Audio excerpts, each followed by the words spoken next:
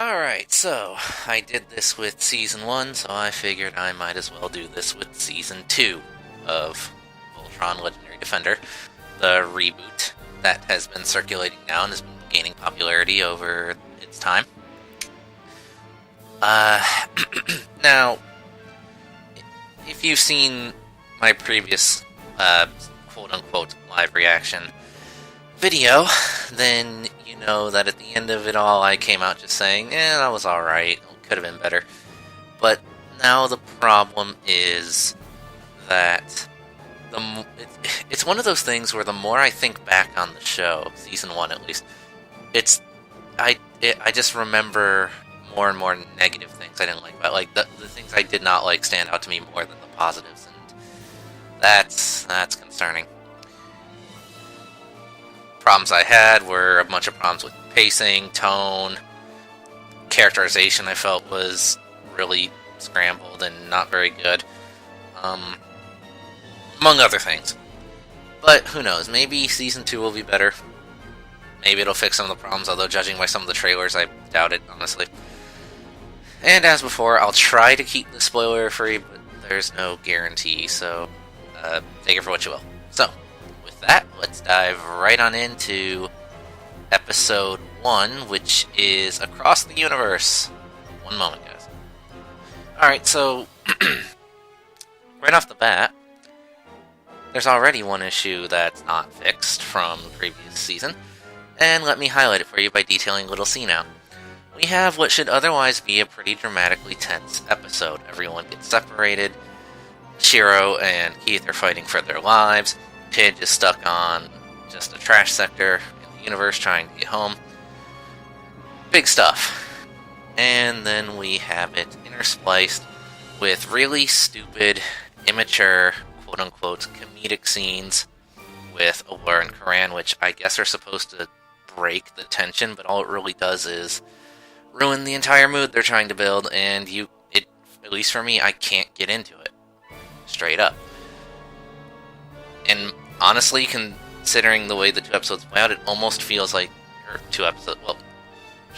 the episode feels like it should be two. One dealing with Keith and Shiro trying to survive on this desolate wasteland they ended up on, and the other with Pidge doing his best to reunite with the Castle of Lions.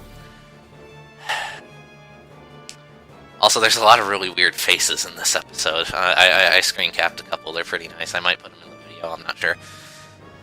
But yeah. Oh, and this episode also shows that despite the quote-unquote bonding everyone apparently did in Season 1, which I never got the feeling of, Pidge has a really low opinion of his friends. Especially of Keith, who he calls emo, even though Keith has never shown any signs of being such, which, hey, I mean, great. That's fantastic. You can't even get your friend's personality correct, not even their basis one. So, yeah, that's great. Oh, and apparently the green line is a girl, in case you were wondering. I don't know how that makes sense either. Oh, and before anyone asks, no, the theme song has not changed. Still the same one as Season 1. Still boring. And I really miss the 80s one, but what can you do? So, yeah. Next up is Episode 2, The Depths. See you in a second. Alright, so you know what? That episode was actually a pretty decent improvement. It's an episode focused around Lance and Hunk, who are already established to be the two youngsters, so to speak, of the team, so it makes sense that this would be a bit more of a jovial, lighthearted episode. That's not to say it's all gags, but in terms of tone. That said, the humor isn't still exactly funny, but at least I don't feel it's completely out of place. And that said, also, the last act of the episode I still feel is pretty rushed, but whatever. So yeah, big improvement over Episode 1. Oh, and also I noticed, jetpacks are really inconsistent in this show. In the previous episode, we are shown jetpacks can only propel you short distances forward, which is why Keith needed to think in order to cross that chasm. Whereas here, they apparently can not only work underwater, but they can propel you for as long as they feel like. Whatever. But yeah, overall, I can't complain too much, although I will say why does literally everything with Hunk have to be a fat joke? I mean, I get it, he's the fat guy, you're gonna get some mileage out of that, but really? Every single fucking joke concerning him has to be on? Whatever. But, yeah, overall, not a bad episode. Next up is Shiro's escape. Okay, so this might sound harsh, but Kuran needs to die. He is the source of most of the unfitting, terrible, poorly timed humor in the show. I know I'm kind of slow on the uptake on that, but, like, this is most highlighted during the very beginning of this episode, when you should have what is otherwise a very tense fight scene with a mysterious enemy that they're trying to meet, and over it, you have Kuran making terrible sports-like commentary. It's not funny, it's not amusing, it's distracting and stupid. And it needs to stop. Also, this episode also highlights something else that I had a problem with in Season 1 as well, although I don't remember if I talked about that in the previous video or not. Voltron in this show sucks. He sucks hard. Voltron has yet to defeat a single opponent. Period. Every victory Voltron has gotten has been either due to sheer dumb luck, or has been due to some other force intervening. The Lions, separated, are more powerful than Voltron. And, with Voltron is supposed to be a representation of a team being more than the sum of their parts. Everyone coming together to become something greater. Well, apparently not. Apparently everyone is better just by themselves. Because as we've seen, they can take on threats much better when alone, as the last two episodes highlighted. Yeah, I'm not happy. Also, Allura, total bitch in this show. Oh, what's that? Someone sacrifices their life for you? Fuck them. It doesn't matter. They were a filthy Gora anyway. You know, racism, that's nice. So, yeah, great. One step forward, 3 steps back. Fantastic. The one thing I will give this episode, it's very brief, but they do highlight just how horrific being turned into a roe beast actually is. That was pretty nice. However, it's a shame then that the resulting roe beast is really lame. I mean, I didn't really care for the ones in Season 1 either, but at least their designs were creative. This thing was just stupid. And boring. Hell, the fight was boring. So, yeah. Not happy. Next up is greening the cube. We'll see how that goes. Problems still aren't fixed. Pacing is still all over the place. Voltron still sucks. Lions are still the better option. And we have yet another episode where Pidge is the focus, because fuck focusing on any of the characters who are not Pidge or Shiro, as shown in Season 1. I mean, I guess Hunk got like 1 episode in Season 1, and Allura got a handful, but it's pretty clear that Shiro and Pidge are pretty much going to be the main focuses of the show, with Allura in a close second, which is a damn shame, because this is supposed to be a show about a team. Guys, this is why Power Rangers has multiple episodes dedicated to each individual character, so you can know where they're coming from. They all get some equal focus, and they all end up well developed and usually, at least in my experience, likable. Not so the case here so far. Not for Season 1 or Season 2. But hey, I mean, maybe this was stated in Season 1, I just don't remember, but now apparently Green Lion's element is wood instead of wind, so that's something, I guess. Great. I'm not even good enough mood to make more commentary about this episode. It was just kind of basic and bland. So next episode is Eye of the Storm. See you at that. Wow, you're right, Legendary Defender. I should be watching Emperor's New Groove right about now. yeah, there's a scene in this that's very clearly an homage, quote unquote, to a particular scene in Emperor's New Groove that anyone who's seen it will tell you about. Also, I know I've seen this episode before. What do I mean by that? The premise of this episode is that no matter where they wormhole to, Zarkon is always a step behind them. He's always able to find where they are, no matter what they try and do, no matter where they hide, no matter where they go. And as such, they keep getting fatigued from all the fighting they're doing. Now, I know I've seen that in another show I've watched that's like years old at this point. I think it was Nadesco or Vandred. That's what I've kind of narrowed it down to. I'm pretty sure it's one of those two shows, but I don't have the time right now to look into that. If any of you listening know what I'm talking about, please clarify for me, assuming I don't realize it later on, or I figure it out and I post it in the comments or something like that. But I know they straight ripped the script and premise of this episode from another show. I know I've seen it. I know. And another thing that made this episode bad is that it's a Koran-focused episode, so you do the math there for my personal taste. So, yeah, fuck originality. Now we're just straight rimming off other stuff, because fuck it. We don't have any ideas of our own. So, next episode is the Ark of Taujeer, or whatever, however you say that word. So, yeah, let's see where this goes from here on out. So, Keith and Laura are idiots. That's all I'm gonna say. And this episode really scared me. Not in the good way.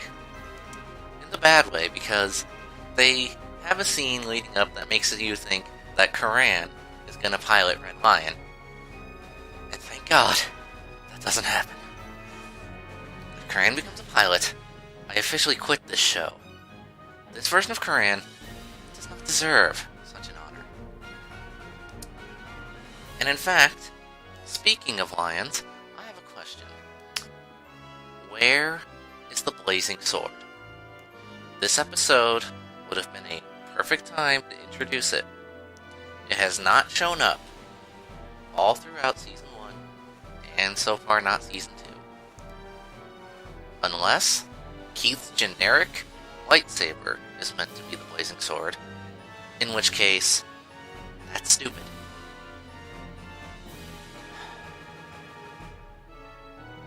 Just, whatever. Like, the episode itself was just very meh. Like, yet another typical sort of rescue adventure type deal with nothing really all that notable than what I just said. So, I don't know, just... I don't know, guys, maybe...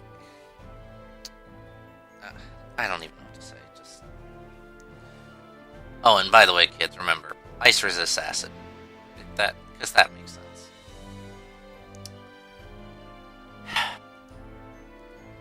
God.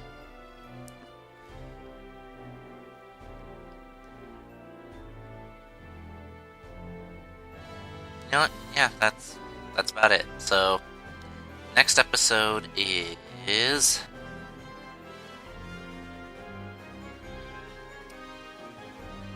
Space Mall.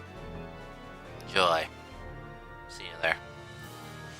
More references to other stuff, because we can't be bothered to do our own original crap. This episode brings us not only Paul Blart, of all things, but also references various other things, such as Gundam, DBZ, Login, Captain Harlock, etc., etc. And also we, of course, have the typical problem of that they constantly switch back from silly to serious, back and forth, and gives you freaking whiplash. But I will give this episode, and technically the previous one thing. One of my complaints about Season 1, and if I didn't state it in the video, I definitely stated it in the podcast, was that the villains are really generic and boring. They're all one note. They might as well just be the same character. Well, these previous two episodes did introduce two villains who were, at the very least, unique. If, were... How do I... They're the exact opposite problem. and that they're really zany and spontaneous, and one of them is Paul Blart. It's really groan-inducing. So yeah, this was Space Mall, and by the way, when it gets really serious, like there's a fight scene in this, it's really jarring and comes out of nowhere. It goes from like 0 to a DB, like, we go from slapstick silly shit to like a DBZ style fight within like the span of a second. And I mean, it would have been better if like maybe this were 2 different episodes. Or maybe if like the first half was the silly stuff, but then the second half was the serious stuff, or something like that. I don't know. It just doesn't work for me. So next episode is the Blade of Marmora. Maybe that'll be it. I'm hoping that if nothing else, this show does kinda what Season 1 did, and that is it goes on, less and less silly stuff happens. Granted, we were never fully rid of it, but at least by the final episode of Season 1, it was mostly serious. That's all I can hope for. Because while the dramatic stuff isn't particularly strong either, it's better than the terrible, terrible attempts at comedy. So yeah, the Blade of Marmora. Be right back. Alright, so you know what? This is gonna sound crazy coming from me, but that was actually a really good episode. First and foremost, the plot twist, quote-unquote, everyone figured about Keith is true, just like how everyone predicted Pidge's plot twist. But that's not the important thing about this episode. The important thing is, first off, this episode is pretty much, other than like a little sprinkling of it near the beginning, this episode is basically completely void of quote-unquote humor that this show likes to do. And, as such, the atmosphere is actually allowed to properly build to the point it's trying to get across. Not to mention, Keith gets a lot of good character development for the first time ever in this episode. Especially considering he's been getting tiny little sprinkles of attention all throughout the season, so it builds to this basically. It's a good payoff. And as such, it really actually kinda worked for me, like a lot. And the animation was also for the first time, 'cause like one thing I noticed about when people talk about the shows, they're like, oh, the animation's so great, the animation never really impressed me until this episode. The fight scenes in particular, I felt were really well done. And overall, this just made for an episode I could actually get into. And thank God, finally, about time. So please tell me now, this show is going to finally start improving, and I can actually support this. I don't want to dislike something that's Voltron related. Like I've said before, I like all the other Voltron shows. Yeah, they're not perfect, but they all essentially have their own identity while still capturing the spirit of Voltron. They are enjoyable. I like them all. And hopefully this is a sign Legendary Defender will just start coming into its own. I guess is the best phrase I'm not good with words, as you've probably gathered. But yeah, overall I really liked this episode. This was very well done. And if the show keeps going in this direction, I think I can get behind it. That said, the very next episode is called The Belly of the Weblum, so I kinda doubt that. But we'll see. So yeah, here back. And a huge step backwards. Granted, humor's not as invasive as it was before, but it's still dumb, and it also doesn't help the fact that almost every single line out of Punk's mouth in this episode is a racist one-liner. So that's great. And, you know, maybe it's just me, but the most interesting character in this entire episode was the nameless Galramuk that they met. Seriously, what's up with him? I hopefully get some answers on that later this season. He was by far the most interesting out of everyone involved. But yeah, this was them pretty much just infiltrating the Skullworm from Super Robot Monkey Team. Another Mecha Show reference. And, you know, just basic fetch quest episode. So, yeah. Keith showed a lot of development, whereas Hunk stays the same. Still everything food, and I guess if you count racist one-liners as development, then he has that too. So, yeah. Next episode is Escape from Beta Traz. So that's Escape from Alcatraz, which means it's a Prison Break episode, which we've seen millions of before. We'll see how this one does. Alright. Kinda weird, but kinda starting to feel more for the villains than our heroes. Because the villain in charge of this episode, I mean, in the end, all he wants is his pet back. And I think we can all relate to that, you know? Meanwhile, with the heroes, we just have more unfunny comedy and fight scenes that really don't do anything for me. And also forced character development with Lance that really is unnotable and small and doesn't really go anywhere. Whatever.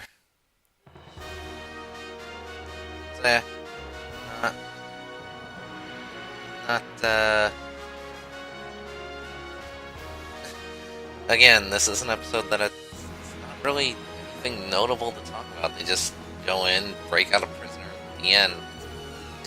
Oh, and we have a small lead as to Pitch's brother, I guess. Maybe that's a hint to be a Voltron, I don't know. Speaking of other Voltron stuff, where's Lotor? Is he gonna show up in this season, or maybe the next? I don't know. We'll find out, I guess. Anyway. Next episode is Stayin Alive. It's very clear they're doing this on purpose.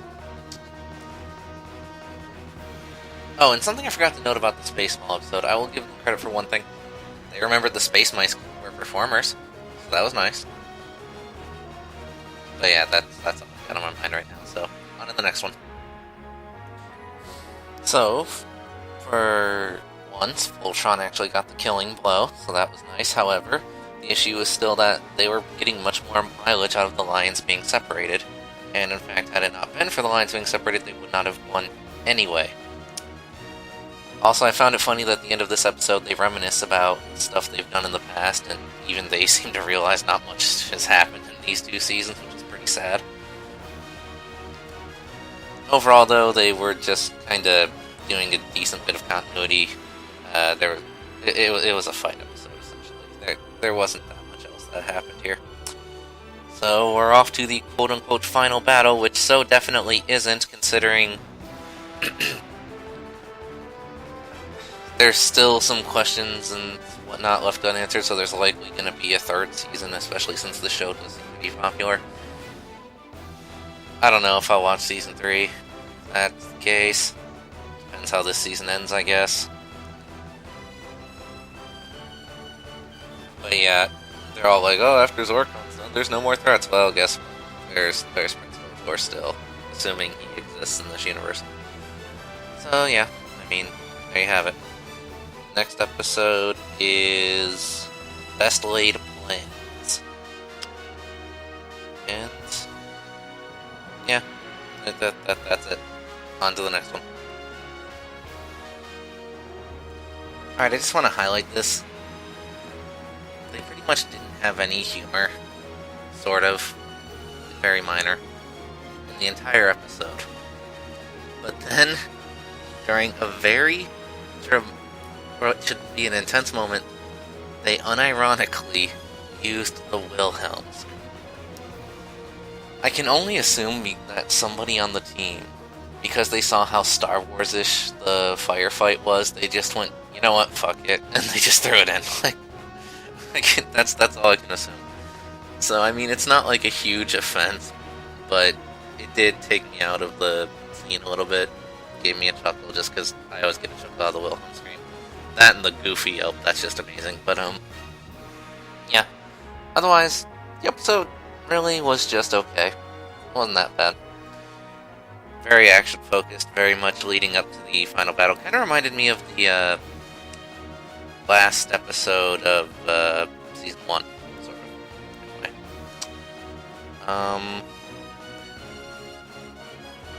In that, heck, it even ends somewhere, like, just stops, like cuts off, and it's like leading directly into the next episode. So, yeah, that's pretty much all to say about that one. It's funny how every time there's a death in this show, though, I feel pretty much nothing, because none of the characters who die I could ever even hope to get attached to. So that's nice. And with that, we'll see if the next episode holds the theory that everyone was predicting about Season 2. That episode being called Blackout. See you there. Alright, so this is where I just start going into straight up spoiler territory. So you've been warned. I will take back the previous statement. Saving the blazing sword for this specific episode was actually a smart move. I'll give it that. Next up, full-on drama. I only spot like one bit of silliness, quote unquote, which helped, and also overall the fight was really intense, and also the final boss is basically a Gundam. Just wow. And now about the whole Shiro dying thing. If he is dead, the way he dies doesn't really make any sense, if you think about it. He's just kind of suddenly not around anymore. Chances are in Season 3 it'll show that he was just flung out of the cockpit or something, which, I mean, yeah, that would be keeping in line, well, sort of, keeping in line with the original at least. And also Alura's magic, apparently. That came out of nowhere and was stupid. So, great. Weakened Allura beat Hagar, that is dumb. I mean, overall it wasn't bad. Just, the episode was pretty solid, I guess I could just say. And so, it ends with summon Prince Lotor. So, Zarkon's not dead. We'll see what Prince Lotor does come Season 3, because it's very obvious they're already making it. So we can expect that by the end of the year. That said, the Blazing Sword thing kinda still blows the chance, because that really should have killed Zarkon. And it so obviously didn't, so it's completely wasted. Great. And also the way Shiro got his, what do they call him? His fucking key weapon thing. I don't remember. How he got that off Zarkon doesn't make any sense. So, great. So, overall, what did I think of Season 2? Better than Season 1? And I guess if I were to change my opinion of because my opinion of Season 1 was that it was okay. But again, thinking back on it, I can really only very strongly remember the stuff I didn't like. I guess I'll end this one by just saying better. Whether you think it's worth going through Season 1 to get to this one or not is up to you. Hopefully Season 3 will also be an improvement. I would like for the show to only get better as it goes, so that way I could recommend it. But yeah, just out of all this, there was only one episode I really liked. I guess the finale was pretty alright too, so 2 I guess, which would give it one more episode up from Season 1, I suppose. In which case, the only episode I really cared for was, I believe, Episode 4, the one where they're all trained together. Where they had that nice bonding moment and whatnot. So, yeah. I don't know, I guess I would give it a 3 out of 6. I feel like I'm being generous, but I don't know. I'll have to reflect more. Again, like the last one, there will be a full, more comprehensive review on the podcast, which is tomorrow, as the time of this recording. And this is just kind of the disjointed short one, I suppose. So, stay tuned for that. I hope you enjoyed me just kind of rambling about this show that I watched. I don't really know how to end this here. I just kind of got to throw down some bullet points and think about this some more. So with that, I guess in the comments, tell me what you guys thought. Do you agree with me? Do you disagree with me? go over your thoughts on the season as a whole, etc. And until my